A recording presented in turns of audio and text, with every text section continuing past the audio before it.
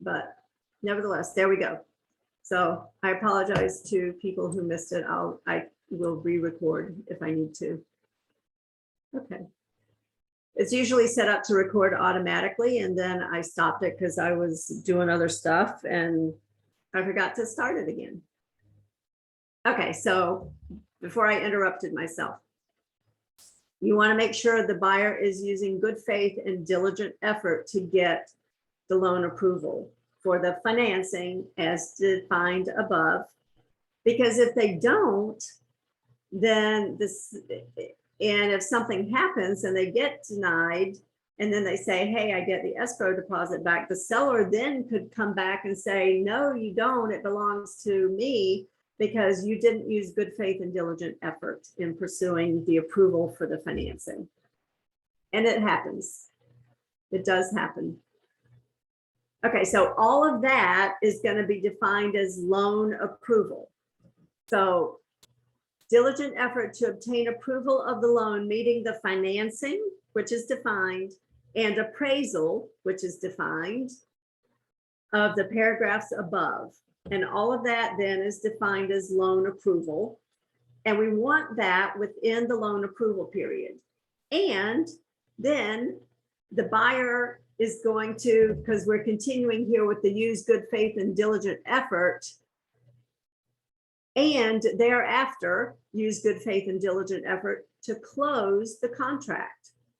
So all throughout the process, the buyer is required to use good faith and diligent effort.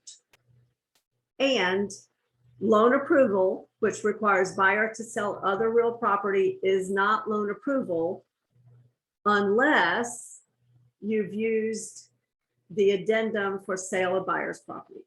So it's important to use that for this purpose. Well, it's important to use it in any event, if that's the case, but especially if you want to take advantage of this provision. Does that make sense? So this provision right here is the reason you need to have an addendum if any of those financing terms change in the previous contract, in the previous paragraph. Because you see all of those terms in the previous contract, I keep saying that, in the previous paragraph that are defined as financing are then incorporated into our definition of loan approval. And there was a very important case on this a few years ago. Went up to Court of Appeals, I believe, and I should have pulled the case. Nevertheless, it involved a substantial escrow deposit, like $65,000. So it was worthwhile for the parties to go to court. So the buyer said, oh golly, I didn't get loan approval within the loan approval period, and so I get my escrow back. And the seller said, no, you don't, I get it, because you changed the terms of your loan and it no longer counts, right? Because you got denied for a different loan. So here's what the court said. The court said, this stuff up here in paragraph B, all of these terms, these are the required terms for the defined loan approval.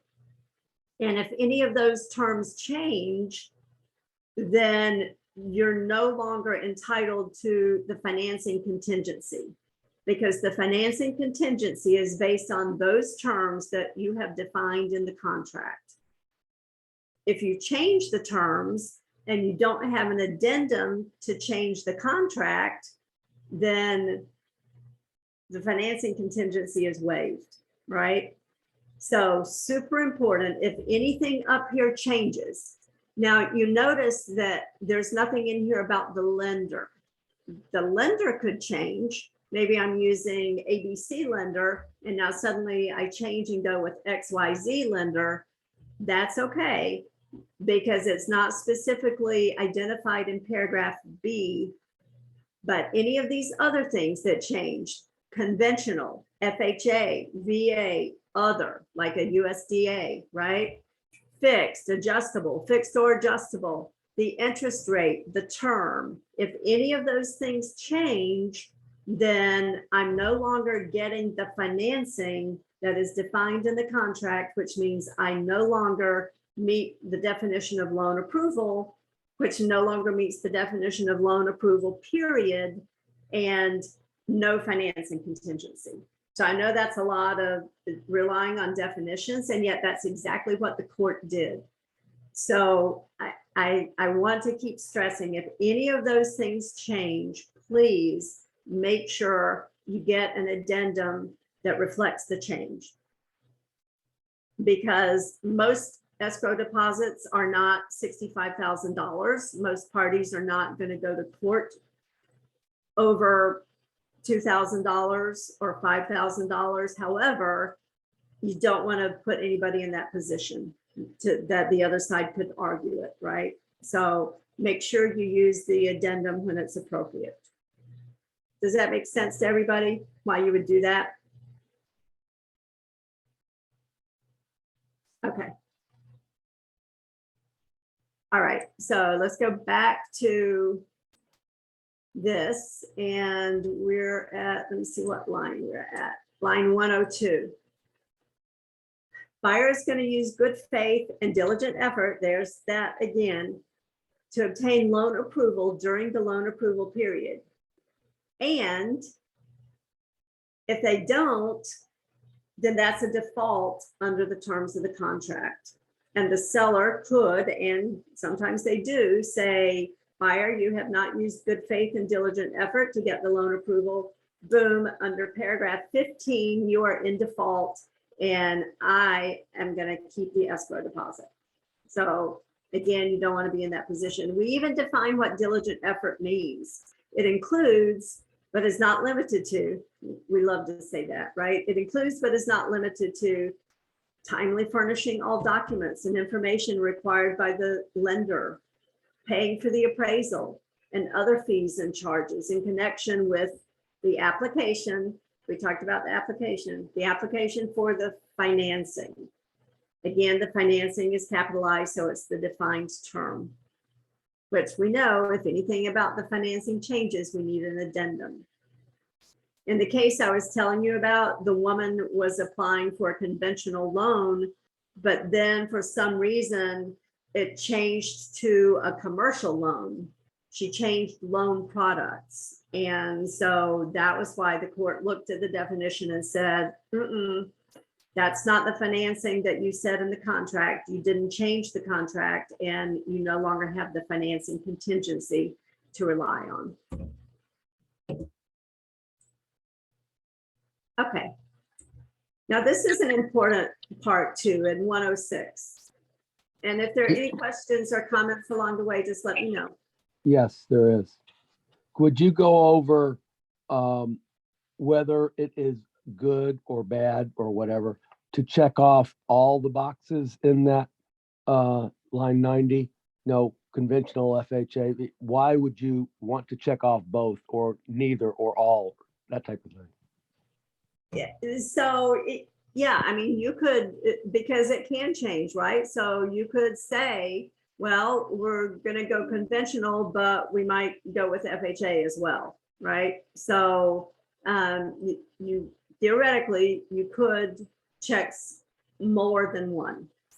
And you could say, you know, fixed or adjustable. So that covers that. So you wouldn't have to change anything there. With the term, you could put multiples in there. So you could kind of hedge your bets. Yeah, it's possible to do that. So then if anything were to change, you would be covered. You wouldn't have to do the addendum.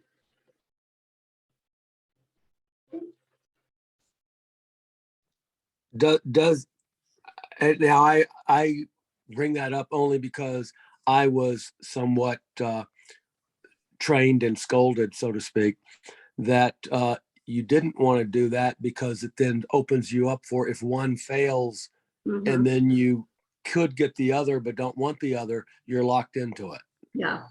And that's always a possibility, right? So it's like you're wanting to avoid the use of an addendum, and then you've opened yourself up to, exactly what you said. Well, if I'm not able to get conventional, then I must go with one of the other options, right? I've already obligated myself.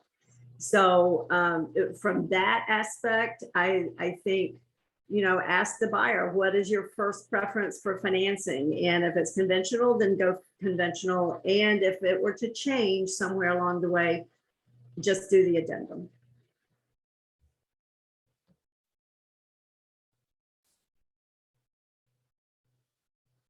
Yeah. Okay, line 106. So this is important because it says, and I'm going to rearrange the words a little bit. Upon written request, and I'm going to add in the words from the seller, right? Buyer shall keep the seller and broker informed about the status of the mortgage loan application, the processing, the appraisal, et cetera, everything to do with the loan approval, including property related conditions of the loan approval. Now that's still a little exception that's outside the loan approval process, and we'll get to it in a bit.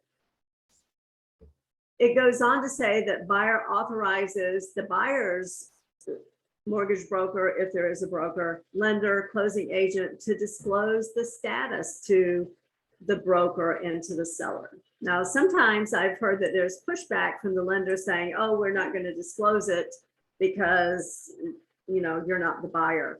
The contract specifically says that the buyer has authorized it.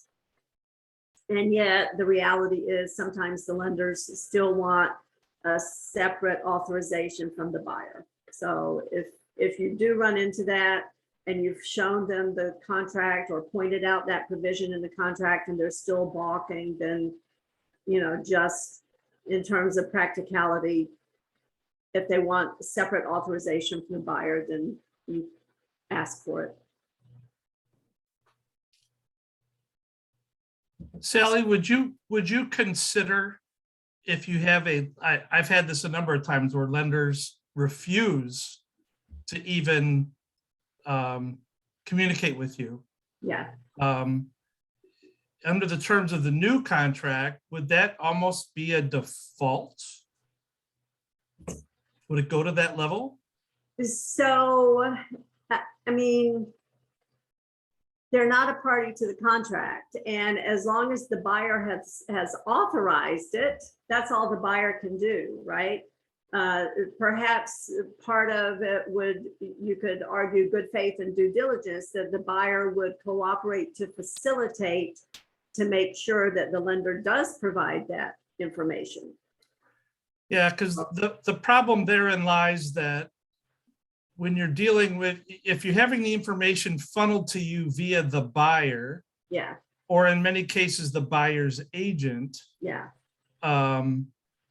the level of knowledge, and I'm trying to choose my words carefully. Yeah. The level of knowledge and the terminology used can greatly can greatly change what the true status of somebody's situation is. Yeah. Or they could say, oh, it's fine. Well, it's not fine. Right. And the only thing that brings that forward is time and experience. Mhm. It's the same old story. Yeah. If you've spent enough time, you're gonna pick up when there's gonna be a problem. And how do you nip that in the bud before you start pulling the plug on these things, when you've done a lot of due diligence up front and now you're in the thick of it? Yeah, exactly. And you're right, when it's filtered through the buyer and or the buyer's agent, you have that filtering, and they're going to perhaps pick and choose what information to share, thinking, oh, we've shared what's relevant. Well, maybe. Who decides that, right? And it's going to be filtered by the level of knowledge and understanding of the process. So something that someone with experience would see as highly relevant, somebody with less experience may think not. And now suddenly they have failed to share a very important piece of information. Yeah. So yeah, I think there's definite value in getting the information directly from the lender. And that's what this provision is about. And, you know, they're not always forthcoming. So, Well, that's why I share with my sellers, when I see an online lender that I know is not going to be able to keep up with that piece of the pie, mhm, that I inform them during the acceptance process that this is going to be a problem. yeah, And if it's not, great. If it is, more than likely, I'm letting you know now. yeah, And, you know, but sometimes you don't have a choice too. If you've got a great offer and the sketchy lender, you know, wish, hope, and Right. pray. yeah, exactly. Exactly. So that can make it very difficult, you know, when people are using those lenders as opposed to the more familiar lenders that we know about. Yeah. Line 111. So we're getting into, not that any of the others less important, but important parts here in terms of what the buyer needs to do. So remember, you've heard us talk about 3 notices, one of which the buyer must give before the end of the loan approval period. So here's the first one. It says, if within the loan approval period, the buyer gets loan approval, yay, much rejoicing, right? Then the buyer notifies the seller in writing and it's before the end of the loan approval period. Or if the buyer doesn't get the loan approval within the loan approval period, and this is the second option, but is satisfied with the ability to get loan approval and proceed to closing, then the buyer is going to deliver written notice to the seller about that. In each instance, the notice must be given before the loan approval period expires. So those are 2 options. First option is I got loan approval, yay. The second option is I didn't get it, but man, do I feel good about it. Yay, we're going to move forward. The third option is right here at line 115. Buyer is unable to get loan approval within the loan approval period or cannot timely meet the terms of the loan approval. After good faith and diligent effort, always good faith and diligent effort, then the buyer can terminate the contract by written notice to the seller before the end of the loan approval period. And then the buyer would not be considered to be in default under the contract. The buyer would get the escrow back. Everybody is released from further obligation under the contract. So those are the 3 notices that are allowed or contemplated under the contract, and the buyer is going to give one of them. The important part here is the buyer. The buyer needs to give the notice, and you've probably heard Murray's tale about the instance where the lender gave the notice to the seller because they were in communication, and the lender goes, oh, by the way, we just gave loan approval, and the seller's very happy and, you know, rejoicing in the land and all that kind of stuff. And then it turns out that the buyer had that piece of information that they hadn't yet conveyed to the lender. And when they conveyed it to the lender, then the answer was loan denied, right? And so the answer to that was the notice must come from the buyer. Notice from the lender doesn't count. And the buyer was able then to give the notice of denial of the loan, terminate the contract, and get the escrow back. So notice comes from the buyer. And it must happen within the loan approval period, before the end of the loan approval period. And the reason that's so important is at line 120. If the buyer fails to give one of those notices, 3 options, right? Then the buyer will move forward as if we had a cash transaction pursuant to paragraph 8A, right?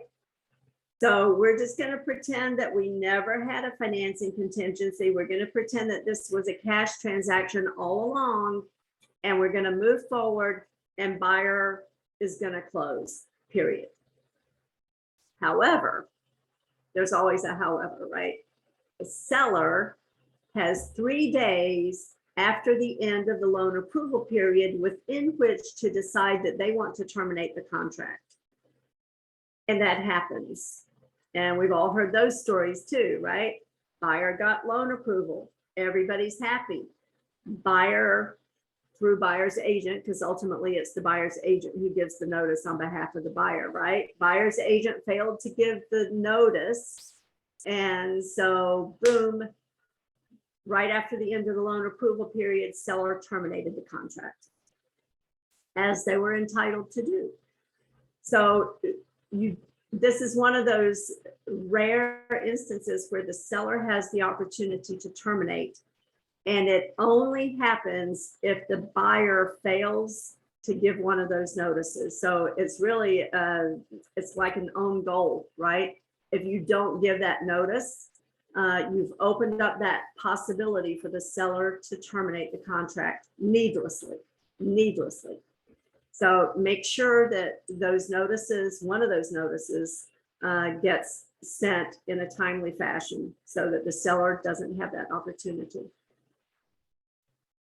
Hey, Sally, one more quick question then. So Yes, going back to my original question about days between end of loan approval and closing date. So if they have 3 days after the expiration of the loan approval, and then we still have 3 days for RESPA, yeah, to me, we're looking like 6 days is probably, 6 business days is a better plan. it could be. And if the buyer gives one of those required notices, then that 3-day window never opens up. Correct. So it's not, and that 3-day window would run concurrently with the 3 business day requirement under RESPA for the closing disclosure. So it's not like it would be concurrent, right? Or I mean, it would not be consecutive, right? You wouldn't have to wait 3 days to decide what the seller is going to do, and then the lender issues the closing disclosures. It would run concurrently.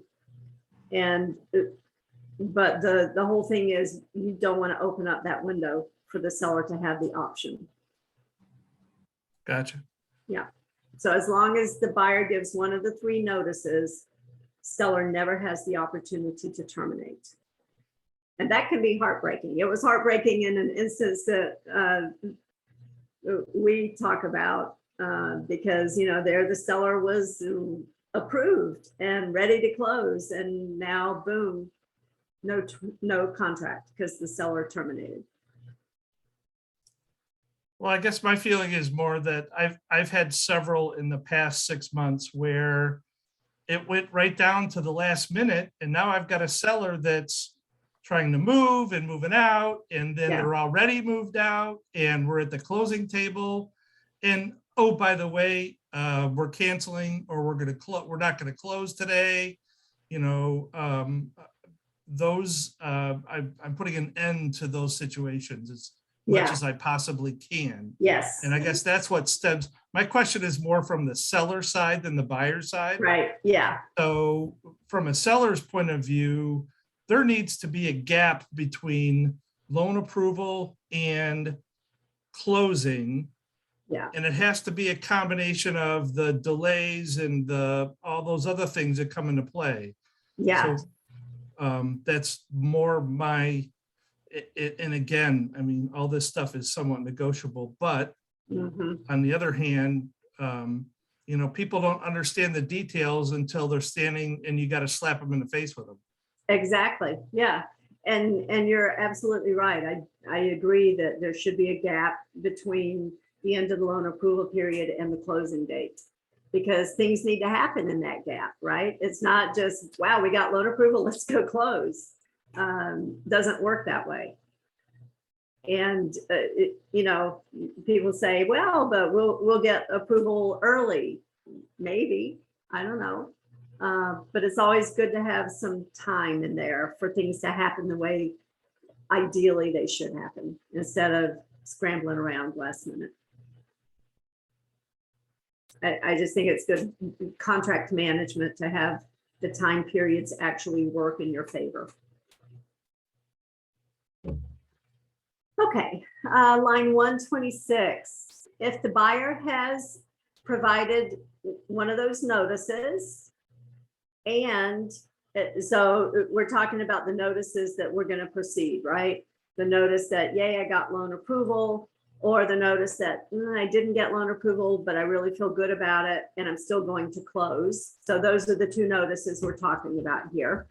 So the buyer has given those notices, one of them in a timely fashion, and buyer for some reason still doesn't close, then the seller's going to get the escrow deposit.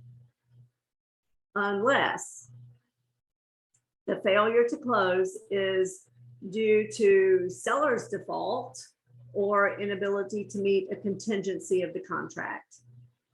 That could happen, right? Maybe there are certain things that have been agreed to in terms of repairs and sellers are unable to do it, seller defaults, those kinds of things. Or remember, we talked about property related conditions earlier. Here's where it is. Property related conditions of the loan approval, but we're specifically excluding anything to do with the appraisal. So this is just property related conditions. And those have not been met. And they haven't been waived by any other provisions anywhere. If that happens, then the buyer gets the escrow back. And everybody's released from obligation under the contract. So this is the part where we used to have the reference about the appraisal. So there were three things in this paragraph. The first one was, seller defaults. The second one was property related conditions. And then the third one was the appraisal. And it was even outside the loan approval period, right? We're beyond the loan approval period. If the lender denies the loan based on any of that, then the buyer would be entitled to escrow. But now, as we talked about, the appraisal process is right there, part of the loan approval process. And so we really don't need to worry about it outside the loan approval period.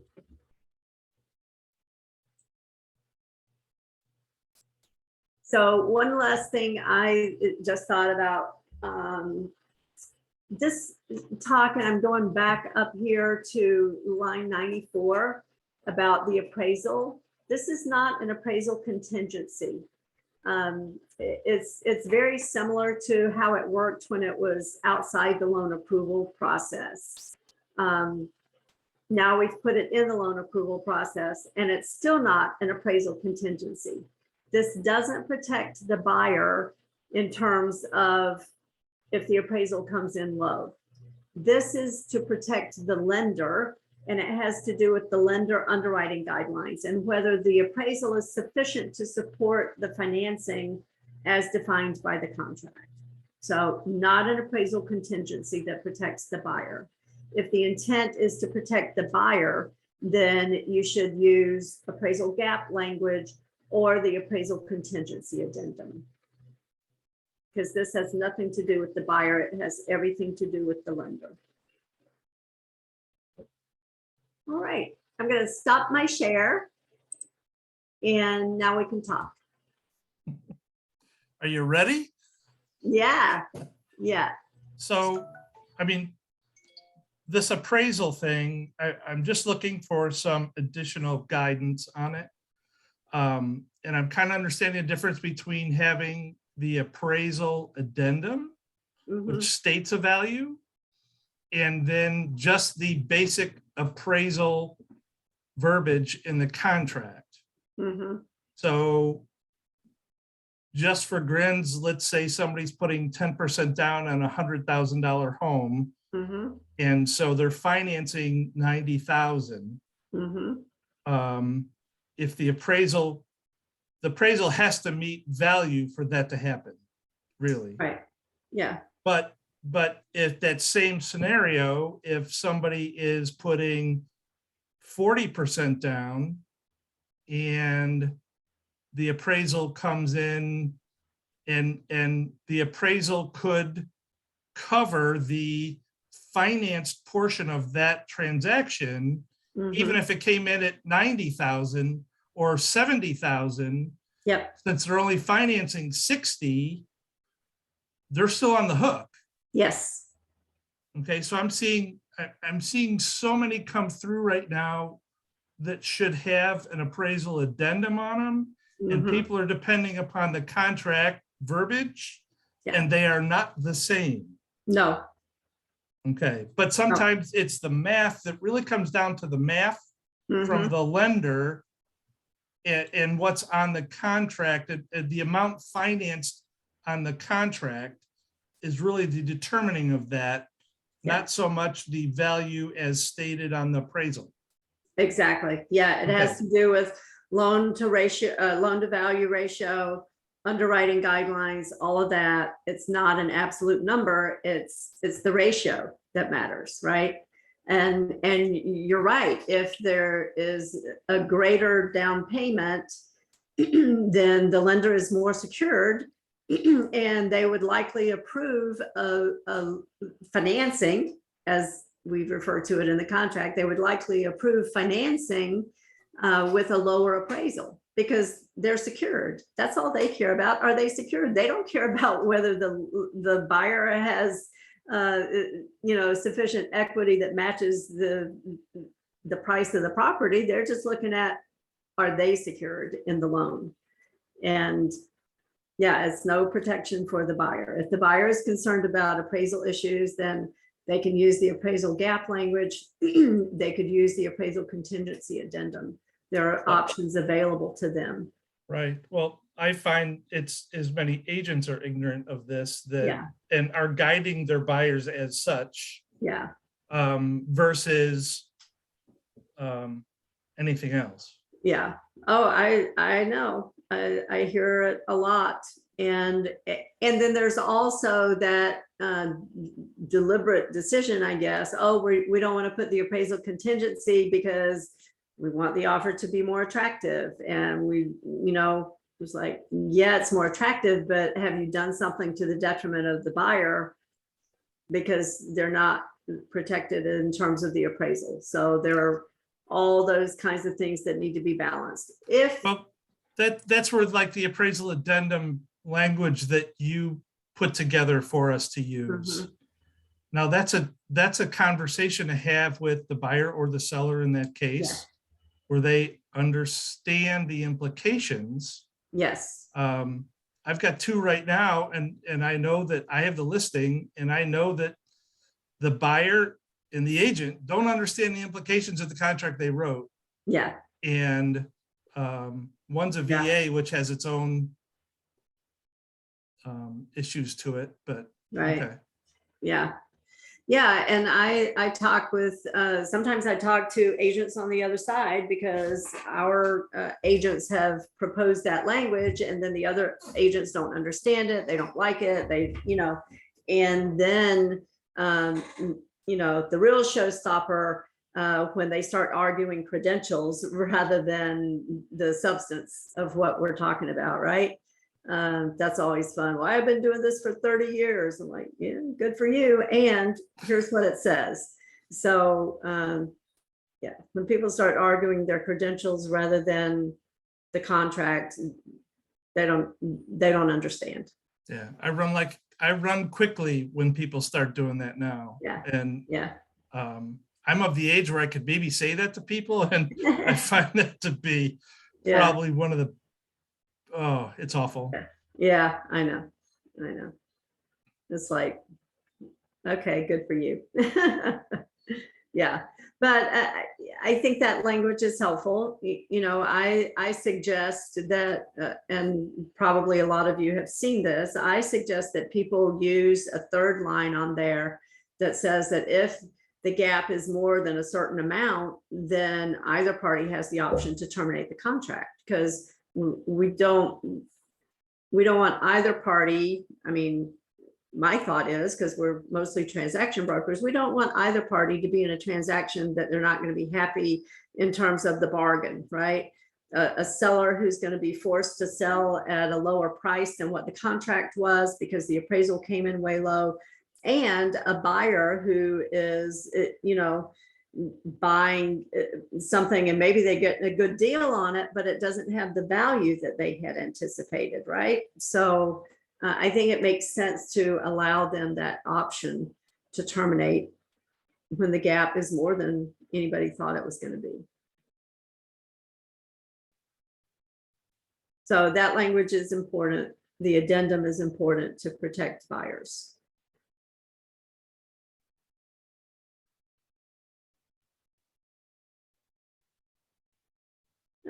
Any other questions or comments?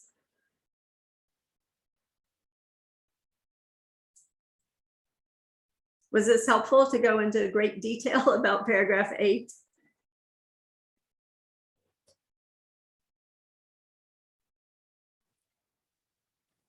Good. Yes. Thank you.